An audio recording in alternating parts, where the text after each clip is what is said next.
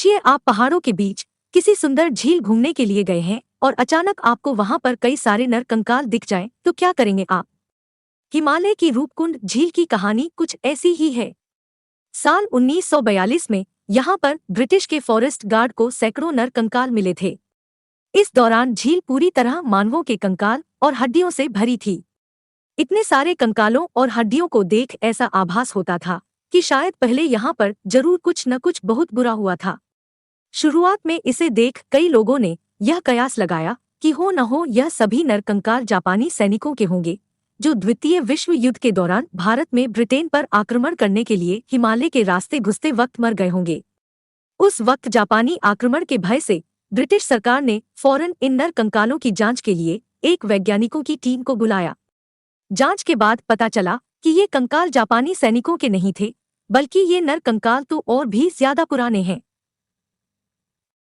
इसके बाद समय समय पर इन कंकालों का परीक्षण होता रहा। इन परीक्षणों के आधार पर वैज्ञानिकों के मत अलग अलग सामने निकल कर आए। कई वैज्ञानिकों का कहना है कि वर्षों पहले यहाँ पर कई लोगों की मृत्यु हिमस्खलन के चलते हुई, तो दूसरे वैज्ञानिकों का कहना है कि इन लोगों की मौत किसी महामारी के कारण हुई। रूपकुंड झील में नर कंकाल क्यों है और कैसे है, इस पर वैज्ञानिकों का मत एक समान नहीं है। हालांकि 2004 में हुए एक अध्ययन ने रूपकुंड झील से जुड़े कई चौंकाने वाले खुलासे किए। इस अध्ययन के जरिए यह पता चला कि ये कंकाल 12वीं से 15वीं सदी के बीच के थे। डीएनए जांच के बाद कई नई चीजें सामने निकल कर आईं। यह भी पता चला कि इन कंकालों का संबंध अलग अलग भौगोलिक जगहों से था। अंत में वैज्ञानिकों ने बताया कि काफी समय पहले इन लोगों की मृत्यु किसी भारी गेंद जैसे आकार की चीजों का सिर पे गिरने से हुई थी।